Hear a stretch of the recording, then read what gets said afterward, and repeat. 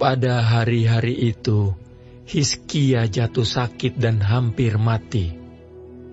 Lalu datanglah Nabi Yesaya bin Amos dan berkata kepadanya, "Beginilah firman Tuhan, sampaikanlah pesan terakhir kepada keluargamu, sebab engkau akan mati, tidak akan sembuh lagi." Lalu Hizkia memalingkan mukanya ke arah dinding, dan ia berdoa kepada Tuhan. Tuhan, ingatlah kiranya bahwa aku telah hidup di hadapan-Mu dengan setia dan dengan tulus hati, dan bahwa aku telah melakukan apa yang baik di mata-Mu. Kemudian menangislah Hizkia dengan sangat. Maka berfirmanlah Tuhan kepada Yesaya, "Pergilah dan katakanlah kepada Hizkia, beginilah firman Tuhan, Allah Daud bapa leluhurmu. Telah kudengar doamu, dan telah kulihat air matamu. Sesungguhnya aku akan memperpanjang hidupmu 15 tahun lagi. Dan aku akan melepaskan engkau dan kota ini dari tangan Raja Asyur. Dan aku akan memagari kota ini. Inilah yang akan menjadi tanda bagimu dari Tuhan, bahwa Tuhan akan melakukan apa yang telah dijanjikannya. Sesungguhnya, bayang-bayang pada penunjuk matahari buatan Ahaz akan kubuat mundur ke belakang 10 tapak yang telah dijalaninya." Maka pada penunjuk matahari itu, matahari pun mundurlah ke belakang 10 tapak dari jarak yang telah dijalaninya. Karangan Hizkia, Raja Yehuda, sesudah ia sakit dan sembuh dari penyakitnya. Aku ini berkata, dalam pertengahan umurku, aku harus pergi.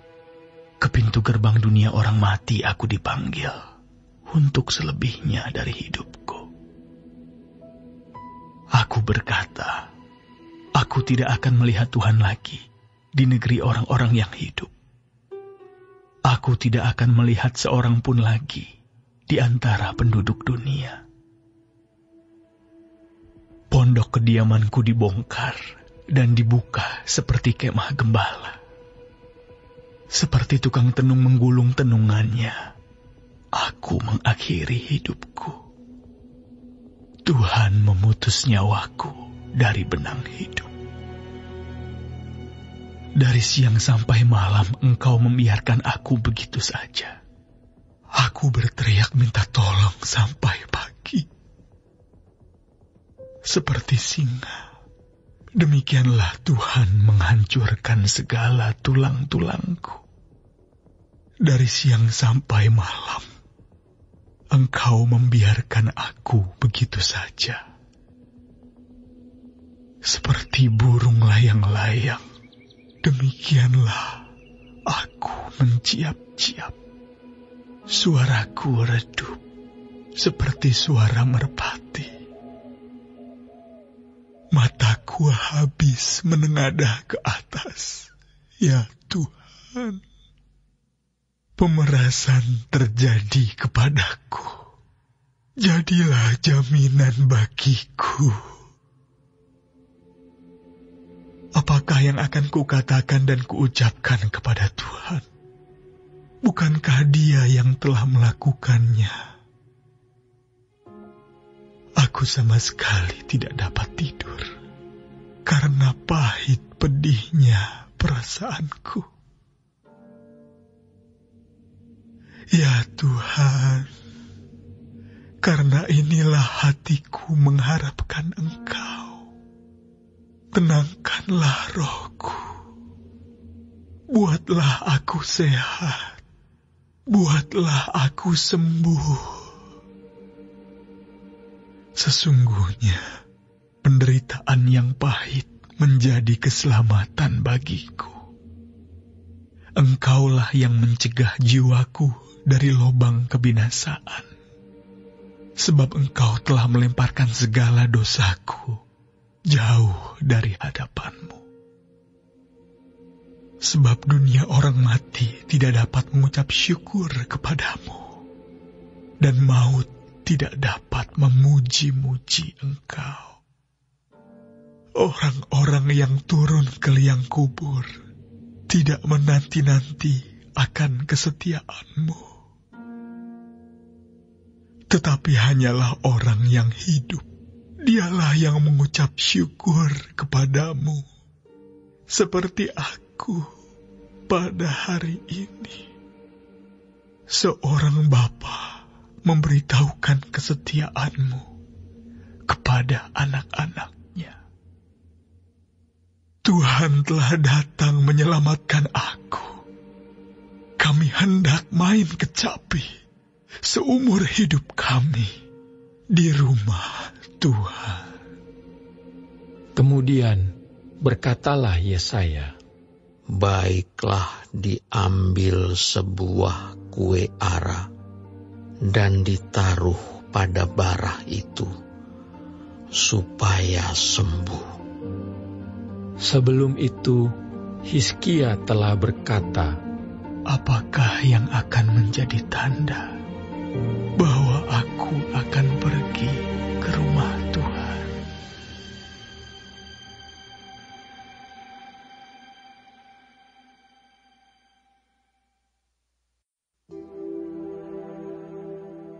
Pada waktu itu Merodak Baladan bin Baladan, Raja Babel, menyuruh orang membawa surat dan pemberian kepada Hizkia, sebab telah didengarnya bahwa Hizkia sakit tadinya dan sudah kuat kembali. Hizkia bersukacita atas kedatangan mereka, lalu diperlihatkannyalah kepada mereka gedung harta bendanya, emas dan perak, rempah-rempah, dan minyak yang berharga, segenap gedung persenjataannya, dan segala yang terdapat dalam perbendaharaannya. Tidak ada barang yang tidak diperlihatkan Hizkia kepada mereka di istananya dan di seluruh daerah kekuasaannya. Kemudian datanglah Nabi Yesaya kepada Raja Hizkia dan bertanya kepadanya, apakah yang telah dikatakan orang-orang ini, dan dari manakah mereka datang? Jawab Hizkia, mereka datang dari negeri yang jauh, dari Babel. Lalu tanyanya lagi, apakah yang telah dilihat mereka di istanamu? Jawab Hizkia, semua yang ada di istanaku telah mereka lihat. Tidak ada barang yang tidak aku perlihatkan kepada mereka di perbendaharaanku. Lalu Yesaya berkata kepada Hizkia, dengarkanlah firman Tuhan semesta alam. Sesungguhnya suatu masa akan datang bahwa segala yang ada dalam istanamu dan yang disimpan oleh nenek moyangmu sampai hari ini akan diangkut ke Babel. Tidak ada barang yang akan ditinggalkan. Demikianlah firman Tuhan. Dan dari keturunanmu yang akan kau peroleh, akan diambil orang untuk menjadi sida-sida di istana Raja Babel. Hizkia menjawab kepada Yesaya, sungguh baik firman Tuhan yang engkau ucapkan itu. Tetapi pikirnya, asal ada damai dan keamanan seumur hidupku.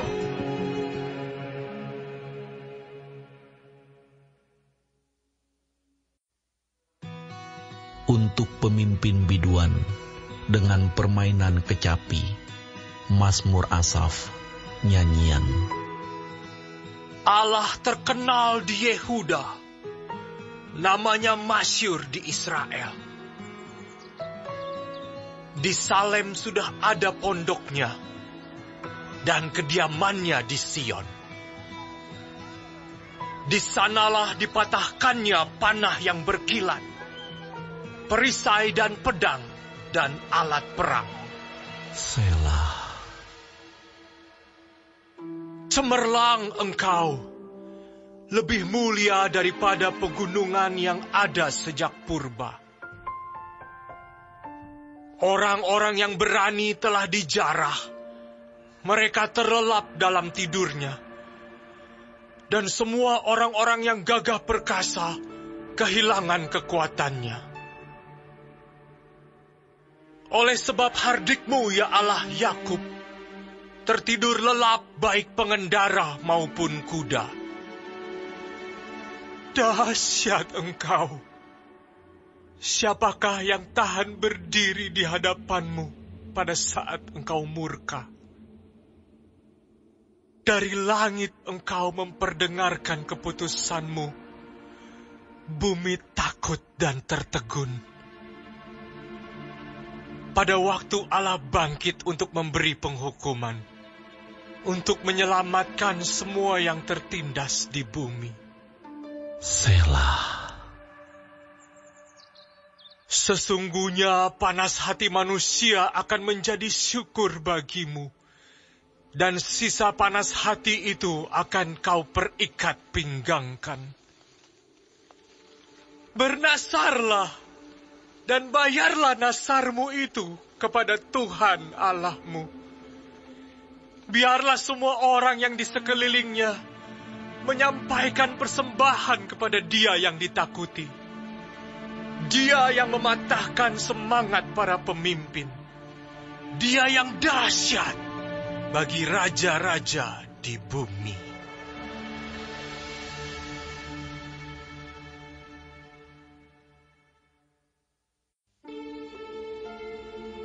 Neraca Serong adalah kekejian bagi Tuhan, tetapi Ia berkenan akan batu timbangan yang tepat. Jikalau keangkuhan tiba juga cemooh.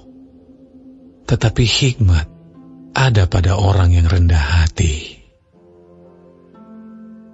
Orang yang jujur dipimpin oleh ketulusannya, tetapi pengkhianat dirusak oleh kecurangannya. Ketika Yesus keluar dari bait Allah, seorang muridnya berkata kepadanya, "Guru, lihatlah, betapa kokohnya batu-batu itu, dan betapa megahnya gedung-gedung itu." Lalu Yesus berkata kepadanya, "Kau lihat gedung-gedung yang hebat ini. Tidak satu batu pun akan dibiarkan terletak di atas batu yang lain. Semuanya akan diruntuhkan." Ketika Yesus duduk di atas bukit Zaitun berhadapan dengan bait Allah, Petrus, Yakobus, Yohanes, dan Andreas bertanya sendirian kepadanya, "Katakanlah kepada kami, bila manakah itu akan terjadi? Dan apakah tandanya kalau semuanya itu akan sampai kepada kesudahannya?" Maka mulailah Yesus berkata kepada mereka, "Waspadalah supaya jangan ada orang yang menyesatkan kamu. Akan datang banyak orang dengan memakai namaku dan berkata, 'Akulah Dia,' dan mereka akan menyesatkan banyak orang. Dan apabila kamu mendengar deru perang atau kabar-kabar tentang perang, janganlah kamu gelisah. Semuanya itu harus terjadi, tetapi itu belum kesudahannya. Sebab bangsa akan bangkit melawan bangsa, dan kerajaan melawan kerajaan. Akan terjadi gempa bumi di berbagai tempat, dan akan ada kelaparan. Semua itu barulah permulaan penderitaan menjelang zaman baru. Tetapi kamu ini, hati-hatilah. Kamu akan diserahkan kepada majelis agama, dan kamu akan dipukul di rumah ibadat, dan kamu akan dihadapkan ke muka penguasa-penguasa dan raja-raja karena aku, sebagai kesaksian bagi mereka. Tetapi Injil harus diberitakan dahulu kepada semua bangsa.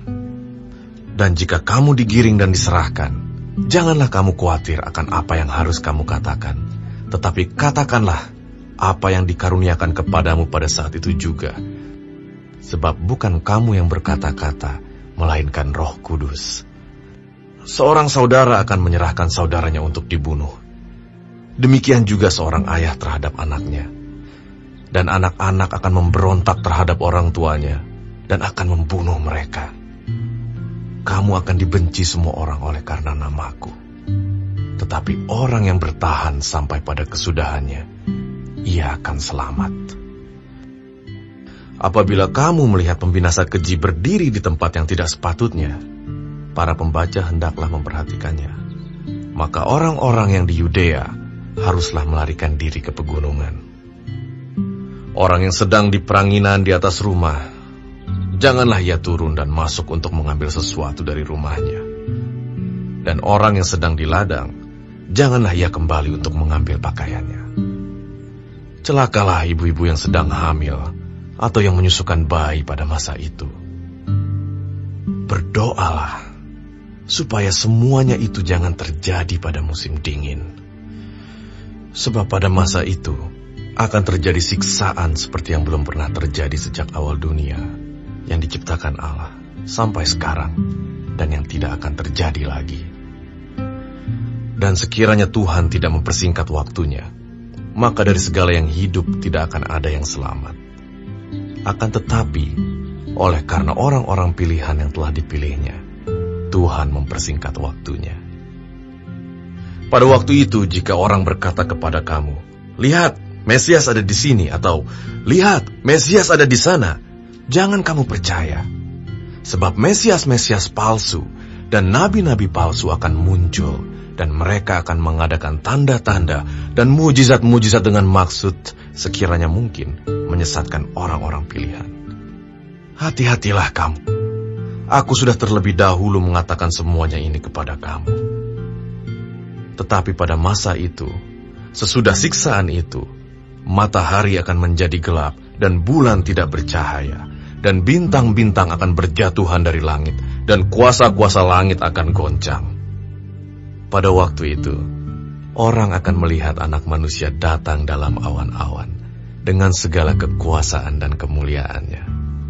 Dan pada waktu itu pun, Ia akan menyuruh keluar malaikat-malaikatnya dan akan mengumpulkan orang-orang pilihannya dari keempat penjuru bumi, dari ujung bumi sampai ke ujung langit.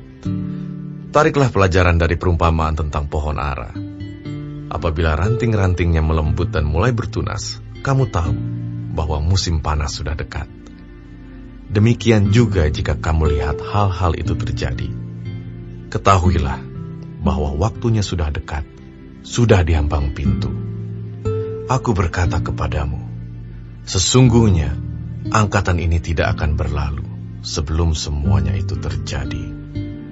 Langit dan bumi akan berlalu, tetapi perkataanku tidak akan berlalu. Tetapi tentang hari atau saat itu, tidak seorang pun yang tahu.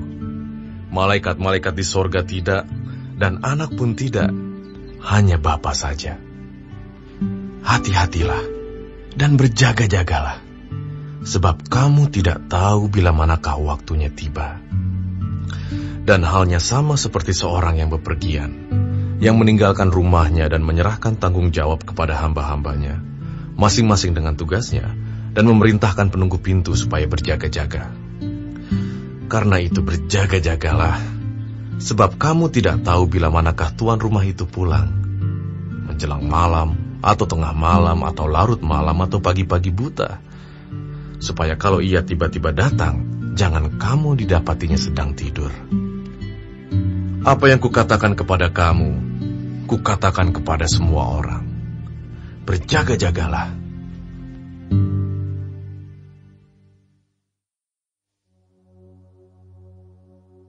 Saudara-saudara, kami hendak memberitahukan kepada kamu tentang kasih karunia yang dianugerahkan kepada jemaat-jemaat di Makedonia. Selagi dicobai dengan berat dalam pelbagai penderitaan, sukacita mereka meluap, dan meskipun mereka sangat miskin, namun mereka kaya dalam kemurahan. Aku bersaksi bahwa mereka telah memberikan menurut kemampuan mereka, bahkan melampaui kemampuan mereka. Dengan kerelaan sendiri, mereka meminta dan mendesak kepada kami, supaya mereka juga beroleh kasih karunia untuk mengambil bagian dalam pelayanan kepada orang-orang kudus. Mereka memberikan lebih banyak daripada yang kami harapkan. Mereka memberikan diri mereka, pertama-tama kepada Allah, kemudian oleh karena kehendak Allah, juga kepada kami. Sebab itu kami mendesak kepada Titus, supaya ia mengunjungi kamu dan menyelesaikan pelayanan kasih itu, sebagaimana ia telah memulainya. Maka sekarang, sama seperti kamu kaya dalam segala sesuatu, dalam iman, dalam perkataan, dalam pengetahuan, dalam kesungguhan untuk membantu, dan dalam kasihmu terhadap kami, demikianlah juga hendaknya kamu kaya dalam pelayanan kasih ini. Aku mengatakan hal itu bukan sebagai perintah, melainkan dengan menunjukkan usaha orang-orang lain untuk membantu. Aku mau menguji keikhlasan kasih kamu. Karena kamu telah mengenal kasih karunia Tuhan kita Yesus Kristus, bahwa Ia, yang oleh karena kamu menjadi miskin, sekalipun Ia kaya, supaya kamu menjadi kaya oleh karena kemiskinannya. Inilah pendapatku tentang hal itu, yang mungkin berfaedah bagimu. Memang sudah sejak tahun yang lalu kamu mulai melaksanakannya, dan mengambil keputusan untuk menyelesaikannya juga. Maka sekarang, selesaikan jugalah pelaksanaannya itu. Hendaklah pelaksanaannya sepadan dengan kerelaanmu, dan lakukanlah itu dengan apa yang ada padamu. Sebab jika kamu rela untuk memberi, maka pemberianmu akan diterima. Kalau pemberianmu itu berdasarkan apa yang ada padamu, bukan berdasarkan apa yang tidak ada padamu. Sebab kamu dibebani bukanlah supaya orang-orang lain mendapat keringanan, tetapi supaya ada keseimbangan. Maka hendaklah sekarang ini kelebihan kamu mencukupkan kekurangan mereka, agar kelebihan mereka kemudian mencukupkan kekurangan kamu, supaya ada keseimbangan. Seperti ada tertulis, orang yang mengumpulkan banyak tidak kelebihan, dan orang yang mengumpulkan sedikit tidak kekurangan. Syukur kepada Allah yang oleh karena kamu mengaruniakan kesungguhan yang demikian juga dalam hati Titus untuk membantu kamu. Memang ia menyambut anjuran kami, tetapi dalam kesungguhannya yang besar itu, ia dengan sukarela pergi kepada kamu. Bersama-sama dengan dia, kami mengutus saudara kita yang terpuji di semua jemaat karena pekerjaannya dalam pemberitaan Injil. Dan bukan itu saja, ia juga telah ditunjuk oleh jemaat-jemaat untuk menemani kami dalam pelayanan kasih ini, yang kami lakukan untuk kemuliaan Tuhan, dan sebagai bukti kerelaan kami. Sebab kami hendak menghindarkan hal ini, bahwa ada orang yang dapat mencela kami dalam hal pelayanan kasih yang kami lakukan, dan yang hasilnya sebesar ini. Karena kami memikirkan yang baik, bukan hanya di hadapan Tuhan, tetapi juga di hadapan manusia. Bersama-sama dengan mereka, kami utus seorang lain lagi, yakni saudara kita, yang telah beberapa kali kami uji, dan ternyata selalu berusaha untuk membantu. Dan sekarang ia makin berusaha, karena besarnya kepercayaannya kepada kamu. Titus adalah temanku yang bekerja bersama-sama dengan aku untuk kamu. Saudara-saudara kami yang lain itu adalah utusan jemaat-jemaat dan suatu kemuliaan bagi Kristus. Karena itu, tunjukkanlah kepada mereka di hadapan jemaat-jemaat bukti kasih-Mu dan bukti kemegahan-Ku atas kamu.